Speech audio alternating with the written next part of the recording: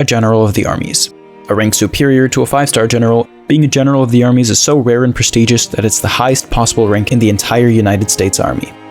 It's an achievement so unique that only 3 men in the entirety of American history have been granted this rank. So, with all that said, who were the 3 6-star generals in American history?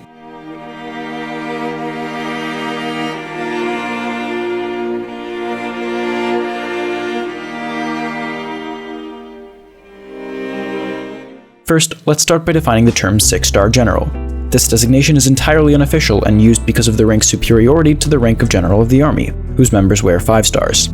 General of the Army is a 5-star rank, while General of the Armies is the rank that's called a 6-star rank. Who were these 3 titans of American military history? George Washington, Ulysses S. Grant, and John Blackjack Pershing. Let's start with the most senior of the 3, George Washington. Born in 1732 to a wealthy plantation-owning family in Virginia, he joined the Virginia militia at age 20, being commissioned as a major. He gained prominence through his service during the French and Indian War, part of the 7 Years' War, and although his record included some failures, his stature rose to the level that when the Second Continental Congress convened in 1775, he was unanimously voted to become the Commander-in-Chief of the Continental Army. He was outgunned, outmanned, and short on funds. He was facing the most powerful army in the world at the time with little more than untrained farmers. For the first few years of the war, the Americans lost several key cities, including New York City, Philadelphia, and Boston. However, Washington still managed to lead them to some victories. Perhaps one of the most memorable moments of the entire war was his crossing of the icy Delaware River the night after Christmas to launch a surprise attack on German mercenaries hired by the British at the Battle of Trenton. Considered a logistical masterpiece and one of the most iconic moments of American history, it gave birth to this painting, which you've probably seen before. While the Battle of Saratoga in 1777 was a significant victory that influenced the eventual French decision to join the war, later that year was the winter at Valley Forge. Perhaps the lowest point of Washington's military career, some members of the Continental Congress considered removing Washington from command entirely, but this ultimately failed. At Valley Forge, a Prussian officer by the name of Baron von Steuben drilled the Continental Army into a disciplined fighting force, and at the end of that winter, the French formally entered into an alliance with the Americans. A few months later, the British abandoned Philadelphia, and things were looking up for the Americans. With the arrival of the French and their money, the tide turned, and the British surrendered at Yorktown in 1781, with the Treaty of Paris 2 years later formally ending the war. Following the Treaty of Paris, George Washington voluntarily resigned as Commander-in-Chief of the Continental Army, an act astonishing to the aristocrats of Europe. King George III, against whom Washington fought the Revolutionary War, called Washington, quote, the most distinguished of any man living, and the greatest character of the age, upon learning of Washington's voluntary cession of power. This is what made Washington so revered at the time. Even today, more so than his military prowess, more so than his presidency, his character was seen by many as embodying the Republican virtues of the time. His stepping down voluntarily from the post of Commander-in-Chief of the Continental Army, his leaving the presidency after 2 terms, his rejection of any royal titles upon the presidency, and his insistence of simply being called Mr. President. All of this is what made him admired by his peers. From 1789 to 1797, he served as the first President of the United States and died 2 years later on December 14, 1799, from what modern doctors believe to be a simple infection complicated by the medical practices of the time. In the 1950s, following the creation of the rank General of the Army and the promotion of several generals, dozens of Army officers happened to outrank Washington. During his lifetime, Washington only ever wore 3 stars, or the insignia of a lieutenant general. And in 1976, the 200th anniversary of the signing of the Declaration of Independence, Washington was made a General of the Armies, with a stipulation that, quote, no officer of the United States Army should outrank George Washington. That means George Washington is the senior-most officer in the United States Army and will be in perpetuity, barring an unlikely repeal of Public Law 94-479 by Congress. Next up is Ulysses S. Grant. I've already made a series about him, which you can watch by clicking the link in the description below, but that was made before he was promoted to the rank of General of the Armies, which was done quite recently. Born in 1822 to a modest family in Ohio, he showed an exceptional talent in horsemanship from a young age.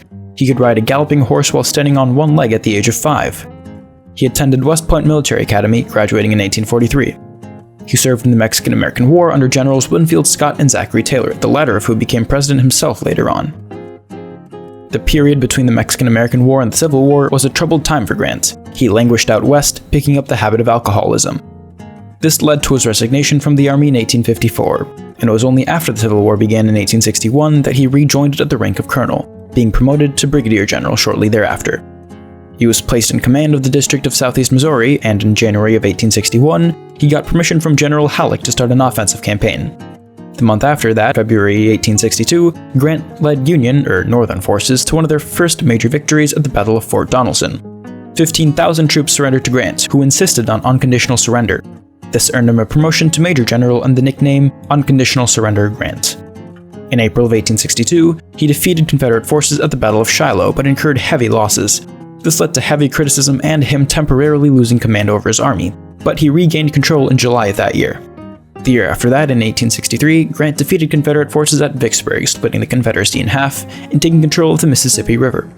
Next year, on March 2, 1864, Abraham Lincoln promoted Grant to Lieutenant General, and Grant was given control over all Union armies. He chased down Confederate General Robert E. Lee, and on April 9, 1865, Lee surrendered to Grant at the Appomattox Courthouse. 6 days later, Lincoln was assassinated, and his successor, Andrew Johnson, appointed Grant as a General of the Army. This rank differed from the World War II rank. General of the Army at this point in time was a 4-star rank, not the 5-star rank it would become almost a century later. Johnson was unpopular as president, and in the next election in 1868, Grant was elected as the 18th President of the United States. He left office in 1877 and died 8 years later in 1885 from throat cancer probably caused by his heavy cigar usage. In 2021, an effort to get Grant promoted to the rank of General of the Armies in honor of his 2022 bicentennial was launched, though he wasn't officially promoted until April of 2024. The final General of the Armies is John J. Pershing, also known as Blackjack Pershing. Born in Missouri in 1860, he graduated from West Point in 1886. He fought in the Indian Wars on the American frontier, during which he became a marksman, and from 1891 to 95, he taught military science at the University of Nebraska-Lincoln. During his time on the frontier, he commanded the African-American 10th Cavalry, where his nickname Blackjack originated. It stuck with him for the rest of his life, and much of the public knew him as Blackjack Pershing. In 1897, he returned to West Point, this time as an instructor, and 2 years later, in 1899, he served in the Spanish-American War. It was during this war that he gained his reputation as being cool under pressure. He fought at San Juan Hill with Theodore Roosevelt, who remarked, quote, "Captain Pershing is the coolest man under fire I have ever seen in my life." He served in the Philippines, and in 1903, 2 years after he was recalled to the US, now President Roosevelt pushed for him to become a colonel. However, at the time, promotions were based on seniority instead of merit, so this promotion was delayed until 1905, until after the Russo-Japanese War, when Roosevelt directly promoted him to the rank of Brigadier General. He served in the Pancho Villa expedition in 1914, and after the US entered World War I in 1917, he was respected enough to be named the commanding officer of the American Expeditionary Forces. While his tactics were criticized for causing excessive American casualties, he did help lead Allied forces to key victories, including Belleau Wood, Saint Mihiel, and importantly, the Meuse-Argonne victory, which was a contributing factor to Germany ultimately calling for an armistice. After the war, in 1919, Congress specifically created a rank called General of the Armies, ordered it to be senior to every other rank in the US military, and promoted Pershing to this rank.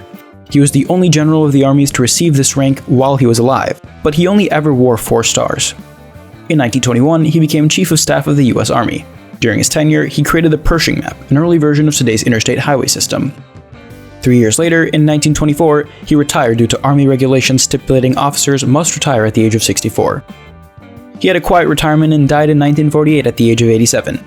So, those are all the 6-star generals in American history. If you liked the video, then be sure to subscribe and like. And thank you for watching Explained.